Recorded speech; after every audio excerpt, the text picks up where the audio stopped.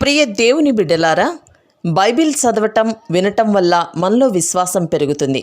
మన మార్గానికి త్రోవ చూపుతుంది. సమస్త జనులను శిష్యులనుగా చేయుడి మత్తయి 28:19 వచనంలో దేవుని వాక్యం తెలియచేస్తోంది.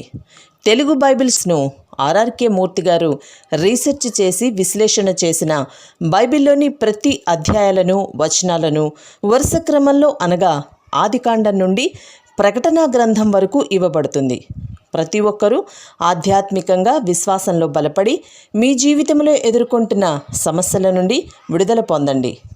ప్రతి ఒక్కరూ మీ దీవెన టీవీని సబ్స్క్రైబ్ చేసి ఈ వాక్యాన్ని లైక్ చేసి మీ మిత్రులకు బంధువులకు షేర్ చేయండి. దేవుని సువార్తను ప్రకటింపబడుటలో మీరు పాలిభాగస్తులు కండి. సామెతల గ్రంథం 17వ అధ్యాయం 1వ వచనం. రుచి అయిన భోజన పదార్థములున్నా కలహముతో కూడి ఉన్న ఇంట ఉండడం కంటే నెమ్మది గలిగి ఉండి ఒట్టి రొట్టె ముక్కలు తినడం మేలు. ఇదే మాట సామెతలు 15వ అధ్యాయం 17వ వచనంలో చెప్పబడింది. పగవాని ఇంట శ్రేష్టమైన మాంసం తినడం కంటే ప్రేమగల చోట ఆకుకూరల భోజనం తినడం మేలు.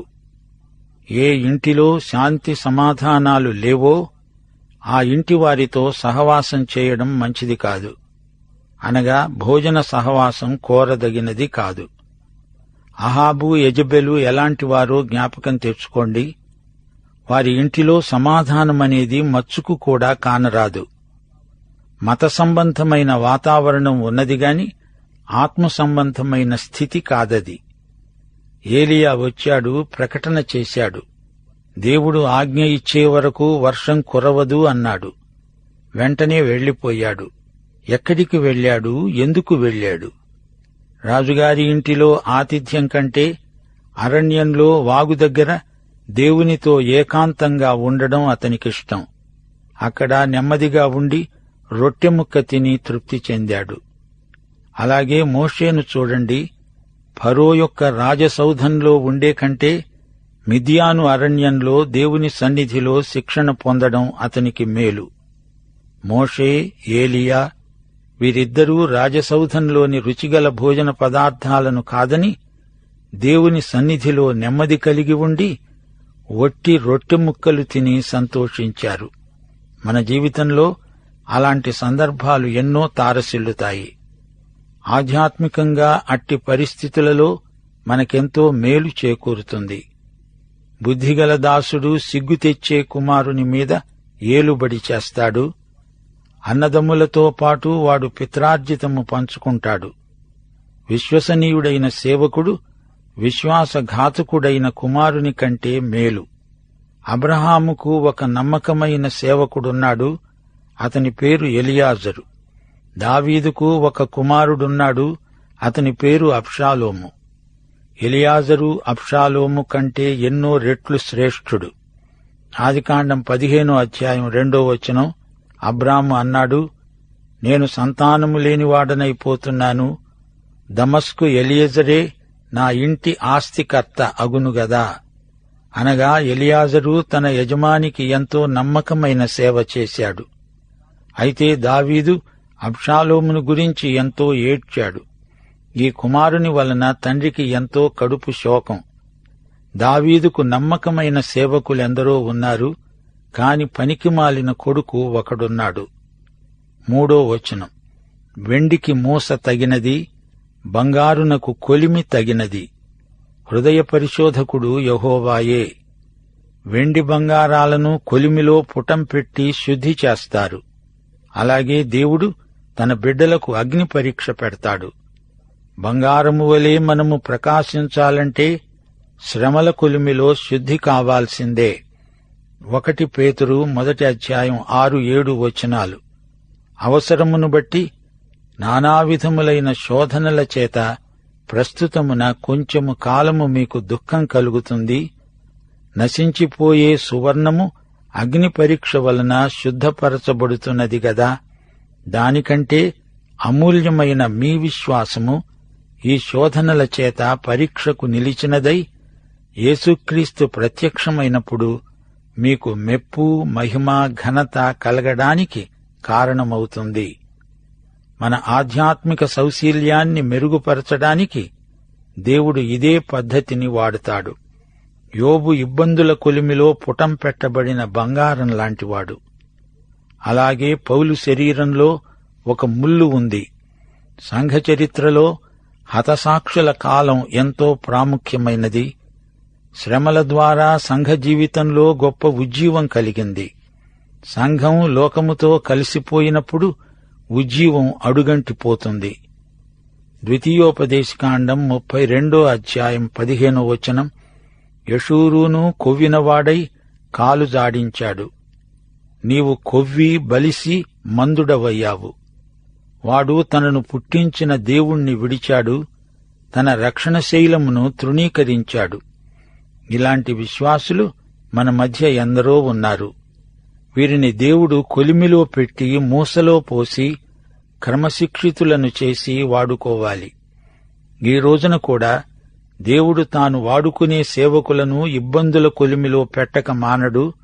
6వ వచనం, కుమారుల కుమారులు వృద్ధులకు కిరీటం, తండ్రులే కుమారులకు అలంకారం. మనమలు మనవరాండ్రు కలిగిన వారికి ఈ వచనం బాగా అర్థమవుతుంది. కుమారులు మనుమలు, కుమార్తెలు, మనవరాండ్రు ఇంటికి అలంకారం. దేవుని కుటుంబాలు అన్ని రకాల వయస్సు గల వారితో నిండి ఉంటే వైవిధ్యంలోని అందం మనకు బోధపడుతుంది. అహంకారముగా మాట్లాడడం బుద్ధిలేని వానికి తగదు. అబద్ధమాడడం అధిపతికి బొత్తిగా తగదు. తెలివి తక్కువ వానికి అహంకారం ఉంటే అదొక వికృత రూపం. అధిపతులు అబద్ధాలాడకూడదు. దాని ద్వారా రాజ్యానికి కళంకం వస్తుంది. లంచం తన దృష్టికి మాణిక్యం వలె ఉంటుంది. అటివాడు ఏమి చేసినా దానిలో యుక్తిగా ప్రవర్తిస్తాడు. లంచగొండితనం హేయమైనది. లంచం తీసుకునేవానికి అది మాణిక్యం అనిపించవచ్చు. లంచగొండి యుక్తిపరుడై ప్రవర్తిస్తాడు. ఇచ్చేవాని దృష్టిలో లంచం పుచ్చుకునేవాడు నీచుడు. దేవుని దృష్టిలో వీరిద్దరూ నేరస్తులే. ప్రేమను వృద్ధి చేయగోరేవాడు తప్పిదమ్ములు దాచిపెడతాడు. జరిగిన సంగతి మాటిమాటికి ఎత్తేవాడు మిత్రభేదం చేస్తాడు. నీవు ఒక వ్యక్తిని ప్రేమిస్తున్నావంటే అతని బలహీనతలు, లోపాలు ఇతరులకు చెప్పకూడదు. వెనకటి సంగతులు ఎప్పుడో అన్న మాటలు మాటిమాటికి చెప్పి దెప్పి పొడిచినందున స్నేహితాలు పాడైపోతాయి.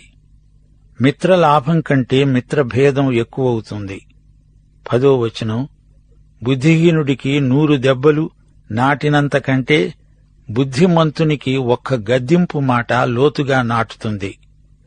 దేవుడు బుద్ధిమంతుణ్ణి గద్దిస్తాడు. అతనికి ఒక్క మాట చాలు. బుద్ధిహీనుడికి ఒక్క మాట చాలదు, ఒక్క దెబ్బ అవసరం.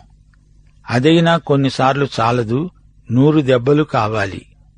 మనిషికి ఒక మాట, గొడ్డుకు ఒక దెబ్బ అన్నారు పెద్దలు. దేవుడు తన వాక్యం ద్వారా ఒక్క మాట చెబితే విననప్పుడు ఒక దెబ్బ కొట్టవలసి వస్తుంది. ఆ ఒక్క దెబ్బ కూడా పనిచేయనప్పుడు అతన్ని ఇక్కడ నుండి లాగివేయవలసి వస్తుంది. నేరస్తులను చెరసాలలో వేస్తారు. అది శిక్షించడానికి మాత్రమే ఉపకరిస్తుంది. చెరసాలలోని నేరస్తులకు క్రమశిక్షణ పనిచేయదు.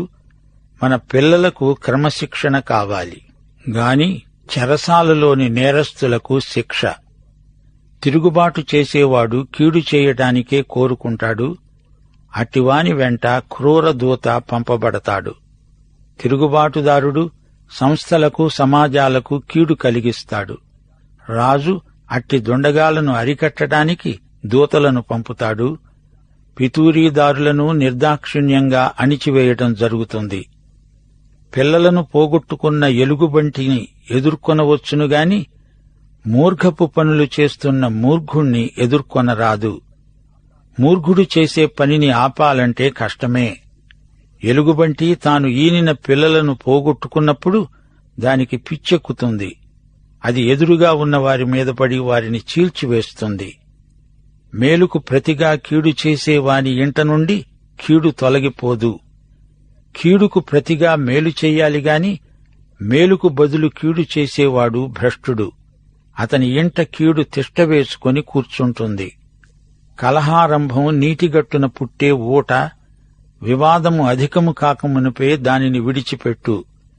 కలహము మొదలైంది అంటే ఇరుపక్షాలు మాట మీద మాట రెట్టించుకుంటూ జగడాన్ని ఎక్కువ చేసుకుంటారు.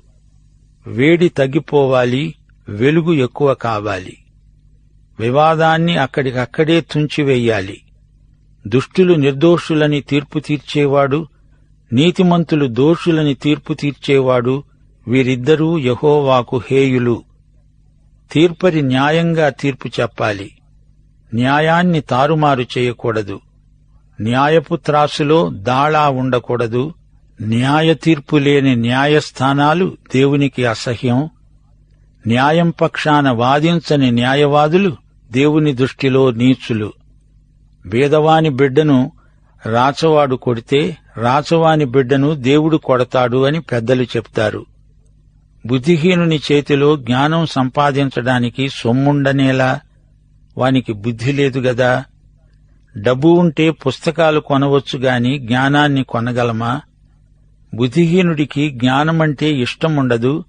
అతణ్ణి బలవంతాన బడికి పంపించినా ప్రయోజనం లేదు. జ్ఞాన సంపాదన కంటే కొందరికి కాయకష్టం చేసుకోవడం ఇష్టం. అతడు ధనవంతుడైనా బీదవాడైనా జ్ఞానతృష్ణ కలిగిన వాడిని దేవుడు ఆశీర్వదిస్తాడు. అయితే బీదలకు కూడా జ్ఞానం అందుబాటులో ఉండాలి. అది దేవునికి ఇష్టం. 17వ వచనం, నిజమైన స్నేహితుడు విడువకుండా ప్రేమిస్తాడు. దుర్దశలో అట్టివాడు సహోదరుడుగా ఉంటాడు. ఈ వచనంలో మనకు దావీదు, యోనాతాను కనపడుతున్నారు. వారు ఒకరినొకరు విడువక ప్రేమించుకున్నారు. దావీదు రాజదర్బారులో సితారా వాయించినప్పుడు మాత్రమే కాదు, అతడు దుర్దశలో ఉండగా సౌలు బారి నుండి తప్పించుకొని పారిపోయేటప్పుడు కూడా అతణ్ణి ఎంతో ప్రేమించాడు. యోనాతాను సౌలు కుమారుడే, సింహాసనానికి వారసుడు. అయినా యోనాతాను దావీదును ఎంతో ప్రేమించాడు, విడువక ప్రేమించాడు. వారిద్దరూ సహోదరుల కంటే ఎక్కువ సన్నిహితులు. ఇస్కరియోతు యూదా ఎలాంటివాడు? అతడు స్వామిద్రోహి. అబ్షాలోము ఎలాంటివాడు? ఇతడు పితృద్రోహి. తన పొరుగువానికి జామీను ఉండి పూటపడేవాడు, తెలివి మాలినవాడు. అప్పులున్న వానితోనూ చెప్పులున్న వానితోనూ నడిచి వెళ్లకూడదని మన పూర్వీకులు చెబుతారు. కలహప్రియుడు, దుర్మార్గప్రియుడు.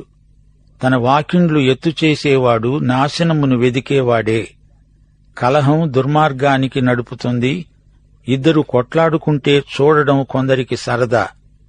తగిలి కాని ఎత్తు చేయడు, తడిసి కాని గుడిసె కప్పడు. అనవసరంగా వాకిండ్లు ఎత్తుచేయడం అపాయాన్ని కొని తెచ్చుకోవడమే. కుటిలవర్తనుడు మేలు పొందడు, మూర్ఘముగా మాట్లాడేవాడు కీడులో పడతాడు. ప్రవర్తనలో, మాటల్లో ఇతరులకు మేలు కలిగేటట్లు చూడాలి. కుటిలం, మూర్ఘం చెడ్డ లక్షణాలు. నోరు మాట్లాడితే నొసలు వెక్కిరించిందట. మూర్ఘ సంభాషణ మనిషిని కీడులోకి పడనెడుతుంది. బుద్ధిహీనుని కన్నవానికి వ్యసనం కలుగుతుంది. తెలివిలేని వాని తండ్రికి సంతోషం లేదు. తన కుమారుడు బుద్ధిహీనుడైతే, తెలివిలేనివాడైతే తండ్రి ఎంతో బాధపడతాడు. ఇలాంటివాడు నా కుమారుడు అని చెప్పుకోటానికి సిగ్గుపడతాడు. ఒకసారి యేసు ప్రభువు ఇస్కరియోతు యూదాను గురించి అన్నాడు, నీ తల్లి నిన్ను కనకుండా ఉన్నా బాగుండేది. సంతోషము గల మనస్సు ఆరోగ్య కారణం, నలిగిన మనస్సు ఎముకలను ఎండిపోజేస్తుంది. ఈ రోజుల్లో అనేక మందికి మానసికంగా ఆందోళన ఎక్కువవుతున్నది. ఇనుము విరిగనేని ఇనుమారు ముమ్మారు కాల్చి అతుకగలడు కమ్మరీడు. మనసు విరిగనేని మరి అంట నేర్చునా? ఇది మన దేశీయ జ్ఞానవాక్కు. మనస్సు విరిగితే ఎముకలు ఎండిపోతాయి. మనస్సు ఆనందంగా ఉంటే గుండె జబ్బులు రావు. ఆనందంతో ప్రభువును స్తుతించాలి. విచారం చేత నరాలు బిగుసుకపోతాయి. న్యాయవిధులను చెరపడానికి దుష్టుడు ఒడిలో నుండి లంచం పుచ్చుకుంటాడు. న్యాయవాది లంచగొండి అయితే న్యాయవిధులు చెడిపోతాయి. న్యాయం ఓడిపోతుంది, అన్యాయం గెలుస్తుంది. జ్ఞానము వివేకము గలవాని ఎదుటనే ఉన్నది. బుద్ధిహీనుని కన్నులు భూదిగంతములలో ఉంటాయి. నీ ఎదుట ఉన్నది గమనించాలి. జ్ఞానం నీకు చాలా దగ్గరగా ఉంది. దూరానికి చూస్తే నీకేమి కనిపిస్తుంది? దూరపు కొండలు నునుపు. తప్పిపోయిన కుమారుడు తన దగ్గర ఉన్న జ్ఞానాన్ని విడిచి దూరదేశం వైపు దృష్టిని సారించాడు. దూరాన ఉన్నది ఆకర్షణీయంగా కనిపించింది. తన ఇంటిలో ఉన్న రుచిగల భోజనం ముఖం మొత్తింది. పొరుగింటి పుల్లకూర రుచి అనిపించింది. దూరంగా దూరదూరంగా వెళ్లిపోయి పాడైపోయాడు. బుద్ధిహీనుడైన కుమారుడు తన తండ్రికి దుఃఖం తెస్తాడు. తనను కన్న తల్లికి అట్టివాడు బాధ కలుగజేస్తాడు. కుమారుడు బుద్ధిహీనుడైతే తల్లిదండ్రులకు ఎంతో దుఃఖం, బాధ. కన్న నేరానికి వారు కుమిలి కుమిలి ఏడుస్తారు. నీతిమంతులను దండించడం న్యాయం కాదు. అది వారి యథార్థతను బట్టి మంచివారిని హతం చేయడమే. నీతిమంతులు దేవుని బిడ్డలు. వారు నిర్దోషులు, యథార్థపరులు. వారిని అన్యాయంగా దండిస్తే మంచితనాన్ని హత్య చేసినట్లే. మితముగా మాట్లాడేవాడు తెలివిగలవాడు, శాంతగుణము గలవాడు వివేకము గలవాడే. మితభాషి శాంతము గలవాడైతే అతని తెలివి, వివేకము అక్కరకు వస్తాయి. తొందరపడి ఎక్కువగా మాట్లాడకూడదు. మాటలు దుబారా చేయకూడదు. నోరు పారేసుకోకూడదు. ముగింపులో 28వ వచనం, ఒకడు మూఢుడైనను మౌనముగా ఉండిన ఎడల జ్ఞాని అని ఎంచబడతాడు. అట్టివాడు పెదవులు మూసుకొనగా వాడు వివేకి అని ఎంచబడతాడు. ఈ సామెతలో సునిశిత హాస్యమున్నది. కొన్ని సందర్భాలలో నోరు మూసుకోవడం ఎంతో ప్రయోజనకరం. అసలు సంగతేమిటంటే అతడు స్వతహాగా మూర్ఖుడు. నోరు తెరిస్తే అతని మూర్ఖత్వం బయటపడుతుంది. అందుచేత అతడు మౌనంగా ఉండడం మేలు.